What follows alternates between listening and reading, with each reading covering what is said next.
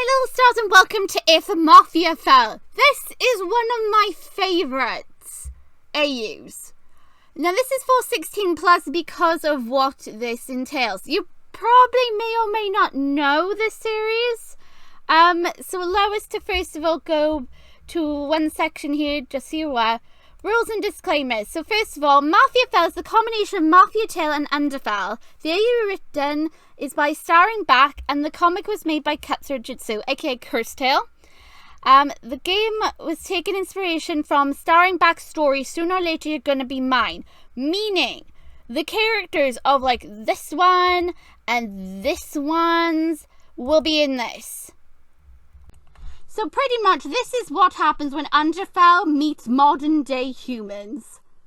An absolute disaster. Because let's face it, humanity nowadays, some parts of it are pretty doomed. So this is what happens when modern day mafias meet monsters. And hell breaks loose. So pretty much those are your warnings. If you can't handle Sooner or Later You'll Be Mine, or just the simple idea of monsters finally learning about the darker side of humanity and not meeting decent people, then that's what you've got here. Warning, they will contain kissing skeletons and kissing a puffball. Goodness knows. Either way, I will do my best to cut out certain parts if necessary, because, you know, I've still got terms of service to keep in mind. So, I would have read the tags, but goodness knows, maybe certain words would trigger it. I don't know. Either way, this is your last warning to back out now. If you go past this point, you can't complain or say anything. You chose to watch this. It says on it that it's 16 plus and mature. So, again, last warning. You should leave now. If you don't, you're here to stay. I hope you are, because we're just going to get on with it. So I'm not going to wait for you, peeps. Okay, please enter your name. Oh, thank you. Twinkle? Oh yes, my name will be Twinkle for this. Twinkle. Please enter your word. Oh, obviously, we're going to go cookies this time because cookies! Cookies with a capital. I'll put an exclamation mark. We got to have the exclamation mark. Now in caps. Cookies! That would be my swear word. Confirm if you are a woman. I am indeed a woman. Oh my god, we're doing this again. If someone were to describe you, they would use, she's a woman. Her outfit looks nice today. She's going out tonight. You are Miss Twink. Don't call me Miss or I will slap you. He calls you ma'am or little lady. You can call me little lady, but do not call me ma'am. I will 100% slap you. Yes, this looks great. Last chance to read the warnings. Okay, folks, your last chance to back off and leave. Do you want to take part in this experience? Do you want to adventure into Mafiafell with me? If you do, park your butts, don't move. Anybody else? Shoo, leave now. Last warning. Okay, has everybody that doesn't want to be a part of this left already? Okay, everybody else currently sitting down is fine? Good. Okay, let's just go. Hello, you. Hello, you darling. Yes, everyone, I'm going to use Metaton for this because honestly, as soon as I hear the word darling you, I automatically think of Metaton.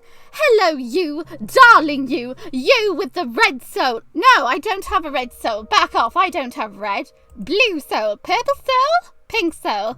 Green soul. Look, we're running out of colours here. Choose one. Oh, a white soul. Okay, then. You with the white soul inside of you. Because secretly, I'm technically part monster. You with those beautiful green... I don't have green eyes, shush.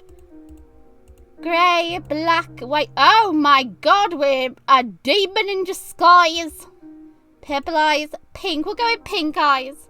Yes, you. Beloved you. Oh my goodness gracious me. This one is far more flattering than the one in Undertale. My goodness. What is happening here? Don't get me flustered. Stop it now. You with the darling long... No, I don't have black hair. No. We'll make ourselves look like an albino. White hair. Loosely curled hair of yours. Precious you. Sweet you and that smooth ivory skin. Hang on now. When or how did you touch my skin? How do you know that it's smooth? Excuse you? I was getting really flattered till we got to this point, and now I have an issue. Who is frickin' talking here, and how do they know my skin is smooth? You are a delight. You are so very, very loved. Oh, Twinkle! Someone is getting really high or off on this at the moment. Such a shame you have to wake up. Well, I better wake up. I'm creeping myself out. Okay, well, that just happened. Mafiafell, Chapter 1, Mundane. You are awake. Your pink eyes stare at the ceiling of your little apartment in the big city. There's a crack that runs up from above your bed to the nearest window. The apartment above you is currently vacant, but when there was an occupant, each step they took would rain ceiling dust from that crack. Oh, good lord, meaning they could have caved through the ceiling at any point. Oh, I hope they never had any lady guests or any male guests. My mind just went places. Oh boy. The floor and ceiling, including the walls, must be pretty thin. Tick, tick, tick. It's not the only issue with your apartment. The walls are thin. Oh, that... Well then, that just confirms my concern, doesn't it? The floors creak and there's a good chance of your window getting stuck every time you open it. Oh dear. The stove only works half of the time, and more than once your kitchen faucet has popped off and housed you down. Well then, our sink/tap doesn't do that. So yeah, I'm going to get some words mixed up because I'm in the UK. We technically tend to say words in a different way. I apologise. My Welsh also might come out thick, I'm not sure. It's a wreck, and you know it is. Anyone who walks in would know it is. With the money you make, you have to make do with what option you had. And as it stands, you live in a studio apartment on the cedar side of the city. What does cedar mean? I actually don't know what that means. Does that mean there's just a lot of plants over here? I know that's not what it really means, but I'm honestly questioning it. What does it mean, cedar? You do have some luck. The apartment above you and beside you are empty, so you don't have to worry much about noise. And as much as I don't mind noise, but if it gets like too much, I have really sensitive hearing. So yeah, you can imagine what life is like for me. You've also been able to keep it well furnished and to your taste. A lot of the people who left the apartment complex would leave behind furniture, and the landlord gave it away for free. That plus thrifting and very lucky sales. When you say thrifting, do you mean like looking through like the garbage and stuff? Is that thrifting? If so, that's illegal in our country. Or at least in my part of the UK, you're not allowed to go through people's garbage. Or like the garbage of like stores and stuff, even though they throw away stuff. But still. Tick, tick, tick. You look over at your alarm clock on your nightstand. It's a special clock. It is? Oh my god. One of the very few magical items you own. Wait, I have a magical clock? Give me. What does it do? It was a gift from your late grandfather many years ago, along with a matching magical pocket watch. Oh my god, grandfather, what is up with you and having magical clocks? Is a fairy godmother going to suddenly pop up and tell me, you know, I'm going to turn back to normal at midnight or something? Both of them are sturdy, black, and have a special enchantment. Oh my god, what's the enchantment? Their faces are black with their numbers in white, but if you touch them, they display a magical reading instead. Oh my god, they're digital! Holy moly, no wonder it's magic! You reach out and touch your alarm clock's face. Boop! It reads 6:17 a.m. Oh my god, you do not work for several more hours, so you have time, but you find it difficult to break your habit of waking up around this time. It's been many years since you needed to, yet you can't stop.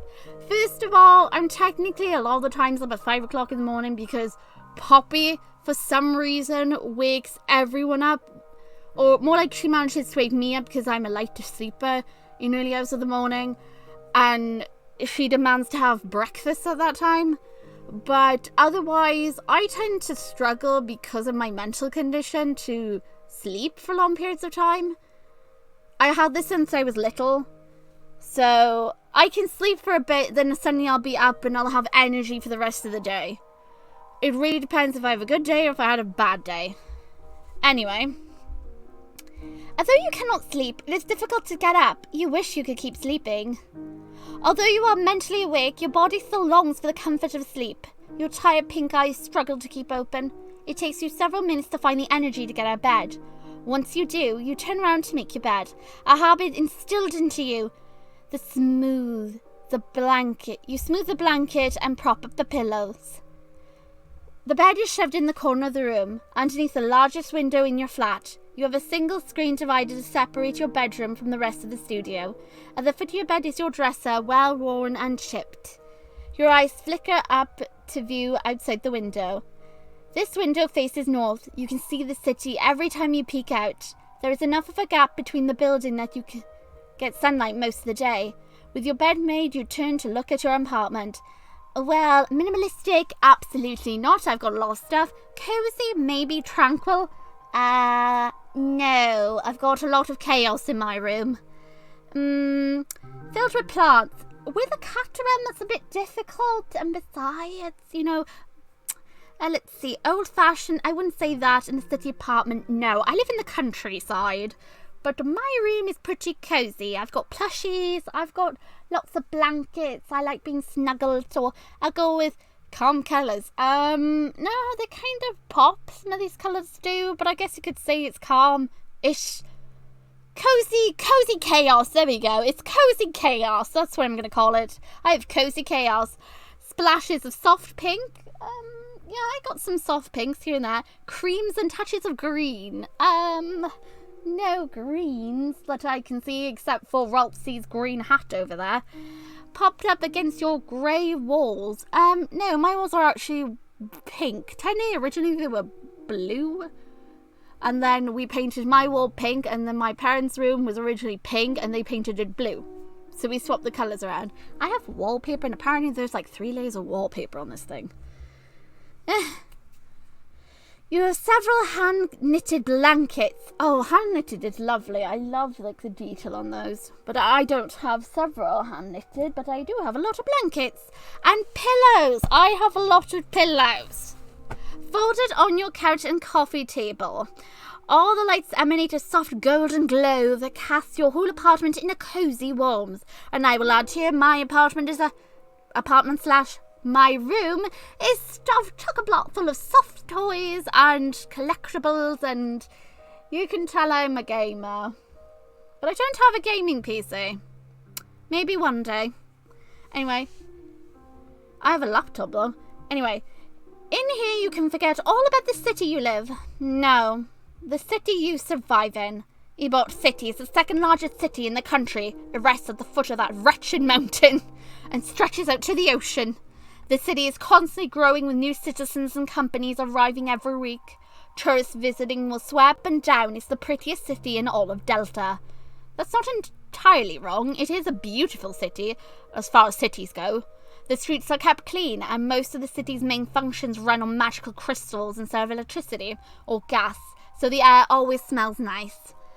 And clean, because I went to London once, I couldn't handle how thick the air was. I was really struggling to breathe.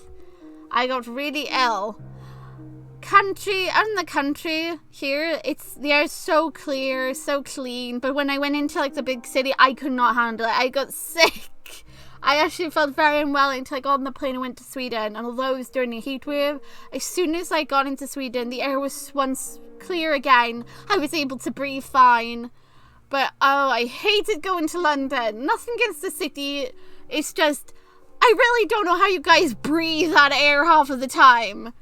I struggled. How? It's so closed in. What even? Bear in mind, it was all during a heat wave when I went to London and got on a plane and went to Sweden. So maybe that's why the air felt so close and so unbearable for me. Anyway. All the streets are paved with black metal lampposts, posted on every corner. There's even a pretty park you visit often.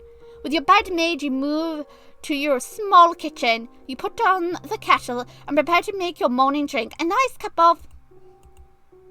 Ooh, chocolate milk, but why would I put the kettle on for that? Oh, who cares? I'm making chocolate milk. I love chocolate milk. I have chocolate milk in the morning sometimes. I have a Pacific brand. but it's absolutely delicious. You pour the drink in your white mug. I am not allowed mugs. I have to either have a plastic cup. I tend to either have an accent, or Poppy has definitely made it her life goal that if anyone's holding a mug and you are between her and something she wants, she will trip you up. And take a seat at your tiny kitchen table. You drink it slowly. Outside you hear the city waking up. It's never quiet at night. Not like out in the countryside or anything, but the noise change.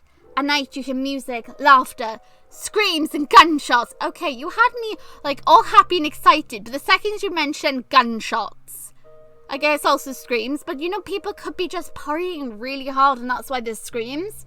But the second you mentioned gunshot, my expectation went, yay, yay, yay. Oh no.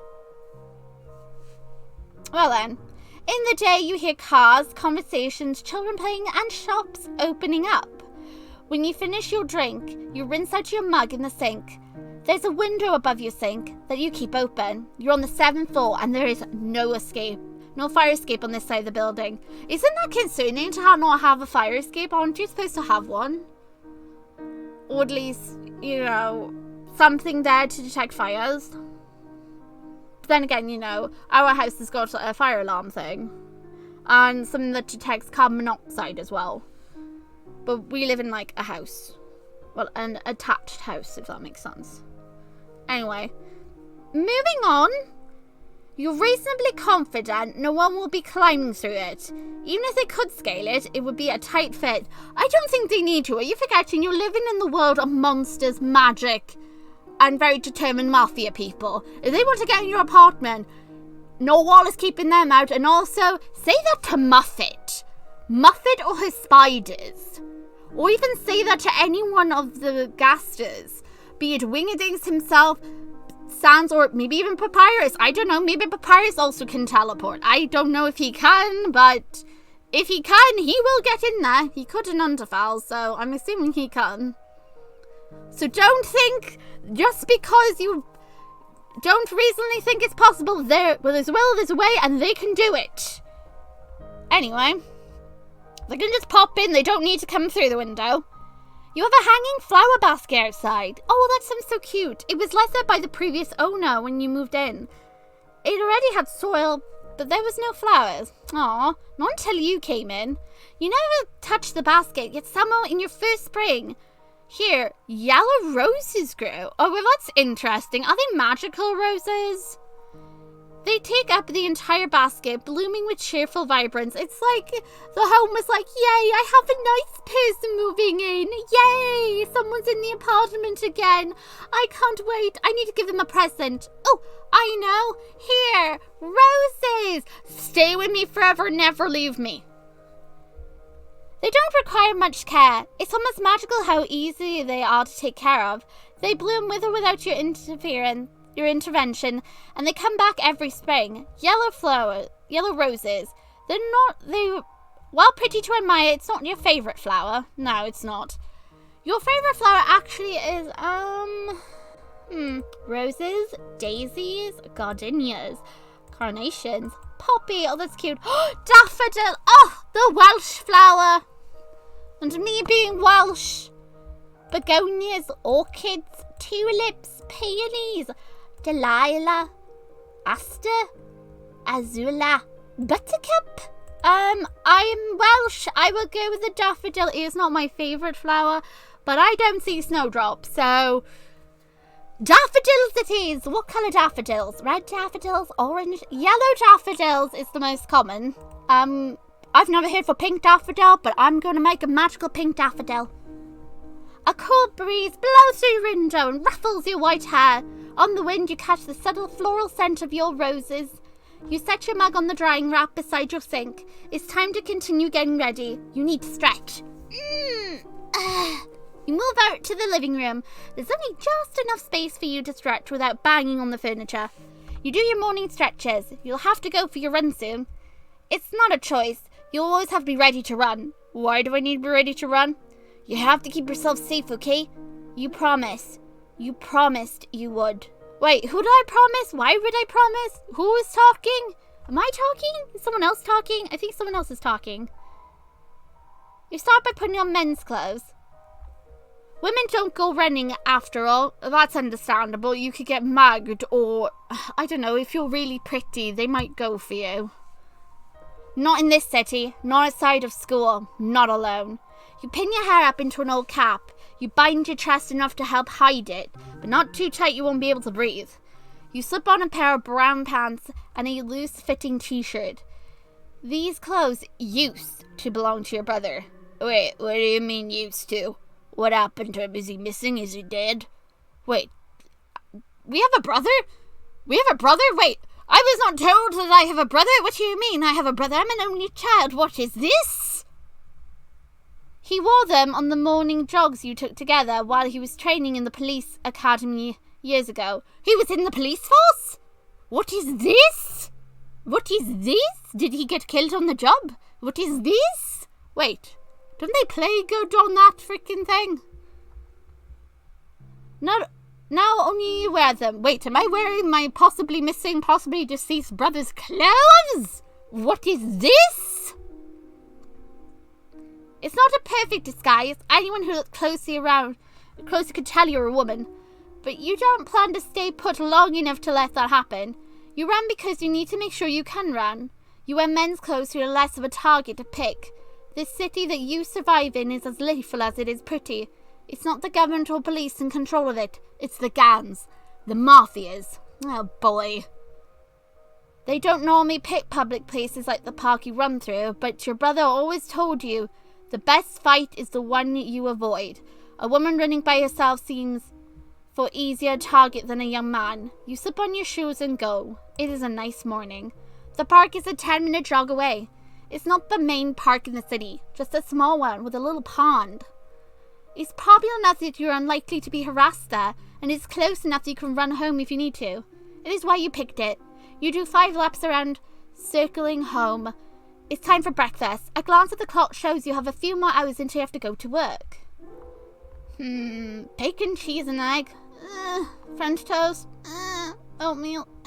Yogurt with fruit. Sure, I love sweet things. And after running, I don't like to run, so yeah. Yum.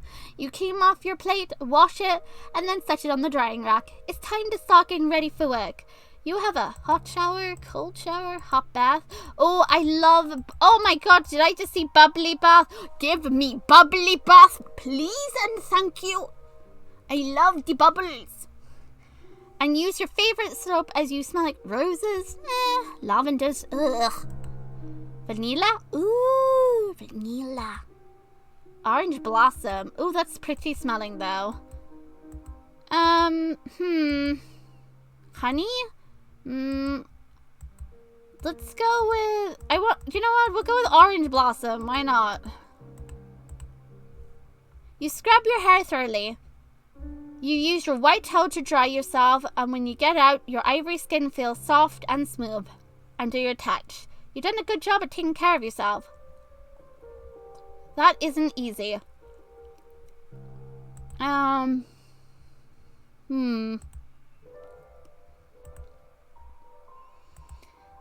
But you know it's worth it to keep it up. It's,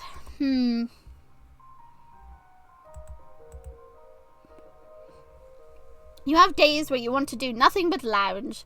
Once dried off, it's time to get dressed. Polka dots? I don't think I could pull off polka dots like Minnie Mouse plaid style. Monocolors? Floral. Let's go with floral. Not my choices, but you know. Your favorite color is white, so most of your dresses are in that. Wait. My favorite color is white? It is?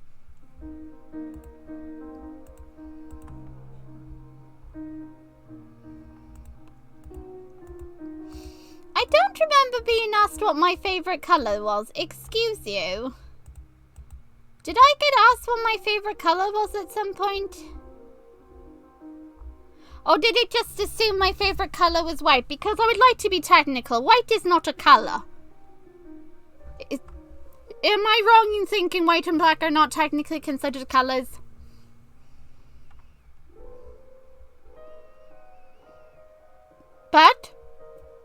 If you want to know what my favorite color is purple. But that's just me.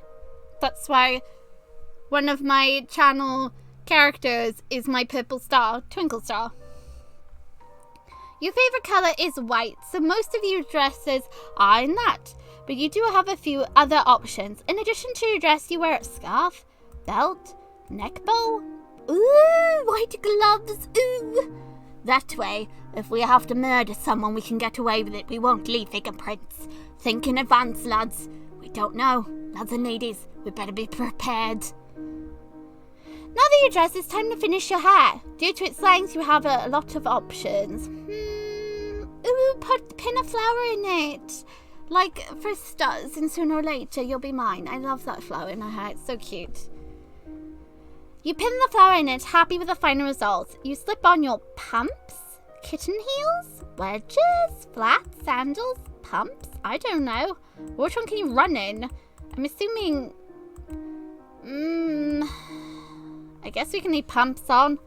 All set. It's time to go to work. You leave your apartment, locking the door behind you, okay? Making sure that I lock my door. Well done, me. It's a 30-minute walk from your apartment to where you work. It is a route you are familiar with, as is what you've been taking for 4 years. 4 years, huh? You move briskly, your shoes clicking against the paved sidewalk. You work in an upscale bar named the Black Swan. Ooh, fancy. Waitress? I don't want to be near people that could be handsy to me, thank you very much. I'll be a singer. Which apparently my mum was pretty shocked to realise I can sing. Because apparently my mum and my stepdad are not the best at singing, whereas I can actually sing. So she actually questioned whether or not I was her child. You make good money with it too. You got the voice of an angel. I wouldn't toot my horn that far. Oh, so you've been told. You're not sure about that, but you do know you can sing well. When you get up on that stage, all your worries melt away for those blissful few hours. You can sing whatever you want and the audience will be pleased. It doesn't hurt that people find you pretty to look at, or they'll even leave you tips. You don't work long hours, rarely more than 6, but you make enough of tips alone to survive, which is good. You need money. Everyone in this city needs money. The money you make now would have been enough to buy your own house in the countryside. Here, though, not so much. But if I have enough to buy a house in the countryside, why don't I leave? Not so much. You like it, though. You like your co-workers, and you like your boss. The customers can get rowdy sometimes, but you're never alone in dealing with them. Oh, thank God. Look, don't touch, is what the boss warns all of his customers. Best boss. Love it. Absolutely love it. Even the important ones. He and his food are well liked enough. He can get away with it, too. So long as you play nice, you're safe there. And you need to be there. It's one of the only places in the city where the high members of all the mafias will visit due to its neutral ground. It is the best lead to find your brother. Oh, so my brother's just freaking gone off missing somewhere while he's on here, bloomin' genius. You know he's here. Somewhere. Are we sure he's here somewhere, not in a body bag at the bottom of a river? You simply don't know where. And that's the issue. Your brother went missing 5 years ago. Okay, so I then must have moved here, and that's why I've been living in the city for 4 years. Am I trying to track him down? And I haven't found him when he went missing 5 years ago. Oh, bloomin' heck. You have really little go on. Your only lead has brought you to the city, and so in this city you will remain until you find your next clue. Or until you find him. Lawrence. Lawrence? My brother is called Lawrence? Well then, Lawrence it is. Lorenzo. Lorenzi. Lawrence. Thing is, he was training in the police academy. What hope do I have of finding him? What if I find him, he's in a dangerous situation? What am I supposed to do? I'm not trained by the police force. I'm going to get my ass handed to me. I'll be kicked. I'll be killed. What if I get kidnapped? What if he's been kidnapped? What if he's been used for human trafficking or something? What if he's evil? Oh my God, what if my brother is evil? Look at me, jumping to conclusions of whether or not he's a good person. Maybe someone's kidnapped him and is holding him captive. Am I 100% sure he's alive? The sun shines above the city, casting everything in a bright, warm light. Ebott City hasn't changed since the day you moved here. It's like many other cities. It's a jungle of asphalt, concrete and metal. All the sidewalks are paved, but they show cracks in your neighbourhood. The tiny pops of green grass that manages to poke through are always burnt away by the unrelenting sun in the summer. The skyscrapers block the view of the ocean, and if you go far enough into the city, you can lose sight of the mountain in the back. They reach into the sky, high into the sky with their achromatic colours, and cast much of the city in shade, and when the sun rises or sets, streetlights will come on early in the day due to the shadows cast by these massive buildings. Without the lampposts, the city would be in total darkness most of the time. Those lights dot every single street and corner and are one of the few things constantly well maintained by the government, like because they were a gift by the Dremere family. Oh, bloomin' heck. Asgore and Tori. Oh god, wait, I actually remember some about Tori in this. Oh no. Oh no! Wait! Did they steal my brother? Did they kidnap my brother? Is it them? Did my brother stupidly get involved with monsters? I was half expecting my brother to be frickin' Kara or something. Not Lawrence, so at least I've got a big surprise here. There are 3 families in the city you don't upset. One of them is the Vicente. Okay, I'm gonna call these the Vi family. Okay, excuse me, I'm just gonna give them new names.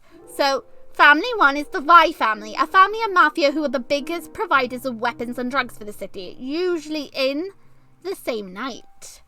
Next is the Bitstash family, a family of mafia who owns all the brothels and ports. They deal with a lot of smuggling, and if rumours are to believe, they aren't just smuggling items. Oh dear, they're doing dodgy stuff, oh no! 3. The Dremere family, the royal monster family who lives inside the mountain. They run the Fell Kingdom, are the largest suppliers of magic crystals in all of Delta. Well then, how fascinating. You don't say. Officially and publicly, they are seen as a benevolent family. They donate a lot to make the city look nice, and the Queen runs a charity for the orphanage. Oh, really? I see. Unofficially, well, the mafias don't touch the Dremere family, no matter how wealthy they could become if they hit their mining operations. There's a reason for it. Yeah, that's weird. Why don't the mafias go after them then? Either Dremeres have some sway over the mafias, or they scared them enough that no amount of money is worth going against them. This side of the city where you live, you encounter the Vi group most often. They have a kind of uniform, all members wearing a black suit hat with a green band with the V insignia inscribed into it. Okay, so look for the people that kind of look like, you know, fancy men wearing suits, and then they've got like the Naruto headband with a V. Got it. Either they got it, I'm just imagining more like wearing it on their foreheads, but they're probably just wearing it like on their arms or something. You see anyone with that hat? Oh, is it on the hat? Well, my mistake. They got a fancy hat with a V on it. And like, got it. My mistake. I thought they had like on an armband, or if they were doing like the Naruto. But no, never mind. When it's night, the city just transforms. There is warmth in the night, and you like it at noon before the sun dips, and the shadows cover everything. But at night, the city is alive. Terrifyingly beautiful. The buildings that once loomed over you in the day are lit up like fireflies in summer. Each window a different light, and hardly even the same spot stays lit. People coming and going to and from work, home, events, and whatever keeps everything in a constant movement. Jazz and swing music blares through the streets. The lampposts chase away the harsher shadows. Men and women group together to have fun. They laugh and scream and cry out into the night. Someone might be having an awful, horrible, traumatic experience. Probably me in the future. But in that same night, someone else is having the best time of their lives. In this city, this is a constant truth. You are never truly safe here. You always have to be aware of your surroundings and mindful of the families. But you can't deny the loveliness of the city. It's a fatal attraction. You love it as much as you hate it. Even when you do find Lawrence, you're not sure what you want to. That you want to leave, maybe. You want to leave the city and travel, at least for a time. So many places to go. You fucker was pissed. You quickly glance at the animated voice. You see a group of young men in suits, resting in an alleyway. They're smoking. The cigarettes emanate a trail of smoke. With each wave of their hands, you note that their suits have had that green band on them, which tells you they are part of the Vi family. Oh no, what happened here? What's going on then? The Vi family running your section of the neighborhood. Oh well, dang it, we're under them. It's them you have to pay a protection fee to. Pfft, malarkey, as if they actually protect people. Unfortunately, this alleyway is needed to go through to get to work. Oh, that's unfortunate. There's construction on the main street, and you would rather not take a detour, else you could end up in the sticks. You recognize a couple of faces. They go to the Black Swan often enough for you to know their faces, but not so often to know their name. Can skellies even get mad? Questions one of them. They're all bones, aren't they? What part of them can get pissed? One of them takes a drag. How the fuck should I know? All I'm saying is this fucker was mad, turned red. Shit! I almost did, says the first one, and then they all laugh. He didn't say anything, though. No, he just grabbed Mickey by the back of his head and slammed him into the table. They whistle. So Mickey's out there bleeding, and his brain's all over the table, and some cockeyed fucker thought it'd be good to rag the skellies. No shit, who was it? Johnny. Goddamn Johnny, says the first one, and the group groans. The skelly flipped his wig, and it's over Before I know it, Johnny and Mickey are practically jammed by this point. Keep in mind these fuckers don't use any magic, just his fist. He shakes his head. Then the other one comes in. Other one? He groans. I'm not drunk enough to rehash that. Come on, let's get some drinks in ya, says another. Fucking deal went to hell. He bemoans on his companions start to herd him down the alleyway. Now the boss is gonna have to step in. My ass is roasted. We can drink to that, pal. They leave, and you are free to continue. They're talking about a deal that went wrong. Apparently, from what I can gather here, it sounds like Sans probably slammed someone's head into a table and killed them. Because process of elimination, lo and believe it or not, first of all, Don Gaster, this one, he does not like to get his hands dirty in any situation. He just doesn't. He doesn't like that type of method of doing things. It's just a fact for his character. So I don't think it was him. But the fact they mentioned there was two skellies, I'm really thinking it was Sans and Papyrus probably they're referring to here. And either way, what do they think was going to happen? They're messing with skeletons. Serves their own right. I have no clue what the deal was, but they definitely made the skellies mad. Sounds like Sans went on first, and then the other one comes in. Unless maybe it was Gaster. Sorry, I keep calling him Gaster. He's called Wingerdings. Wingerdings came in to interfere, but I really feel like probably it was Papyrus who came in to try and calm the situation with Sans, but I don't know. It could have been Sans and Wingerdings in this. So it's either Sans and Wingerdings they're talking about, or they're talking about Sans and Papyrus. I really don't think it was Papyrus just yet. Because out of them all, Sans gets madder faster. He has a harder time controlling his anger. At least in this AU, from what I can understand. Anyway, we arrived at the Black Swan. At once you are greeted by the smell of alcohol and cigars. Your pumps sink into the red carpet as you quietly enter. You see your co-workers bustling about as they get ready to open. You have an early shift that day. You usually work the evening to night shift, but today you are covering 2 shifts. You don't normally wait on tables, but you know how to. Besides, the boss already provides free meals for those working. Hey, Twinkle, greets Anne. She's a bubbly young waitress who only works the day shift. A young mother who wants to be home at night for her children. Oh, bless! You're working a double shift? You confirm you are. Oh, goody, I love it when we're on the same shift. Wendy is so lucky to have you, she says happily. Who are you covering for? You say it's for Ray. Less goody for that. You're covering the back tables then, she says with a frown. The back tables are for the VIPs. The tip money is great, but their personalities are usually less so. That's fine with you. More money. Call me if you need any help, she says. I'll come over in a jiffy. Oh, thank you. You give her a thanks and then head to the bathrooms to change your uniform. This is how you spent your day. When you get off work, it's late into the night. You walk home alone, listening to the sounds of the city that never sleeps. Another day has gone by. You listen to the conversation between the customers, hoping for a deliver information, but you are disappointed every time. It's almost time to put up new posters. You re-enter your apartment and lock the door behind you. Not that it mattered. It's a flimsy piece of wood, and in the world of monsters and guns, it doesn't really keep you safe. It's only there to buy you time so you can run. You have to keep yourself safe, okay? Am I assuming this is freaking Lawrence giving me advice? You change into a short night dress? Why am I wearing my brother's clothes so often? I'm getting concerned. A long night dress and take a seat on your couch. The clock now reads 11:55. It's time to go to sleep, you think. You go to bed, wake up and repeat. This has been your life for the past 5 years. Mundane.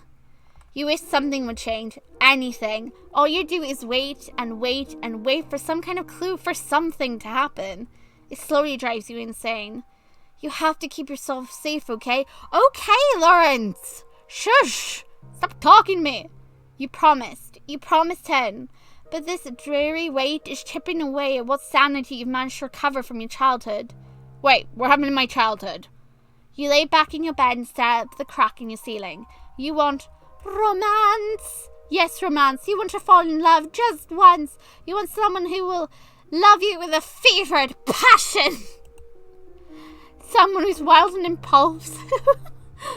Sure, wild and impulsive. Someone like... Sans. Okay. Choose. And here, of course, is the routes we can choose. As you wish, dearest you. So right now, up on the channel, you guys can pick which route we go down. So, yeah, when you guys decide, then I'll give you guys about a day or so. But either way, go and pick which route we go down, guys. And then that route will be up on the channel. So, yeah, we got Wingadings. So, just to recap, this is Don Wingadings. And this by here is Sans of Paris for the specific route. The artwork you saw there is actually from, like, the actual comic itself. Just screenshot and everything. Go and check out the comic sooner or later. It is amazing. And for mature people, go and check out the fanfic. It gets a bit spicy. So, yeah. This one, again, is for 16 plus. And yeah, I'm gonna go now and record some more things. So I hope you enjoyed this very first episode. See you guys in the routes.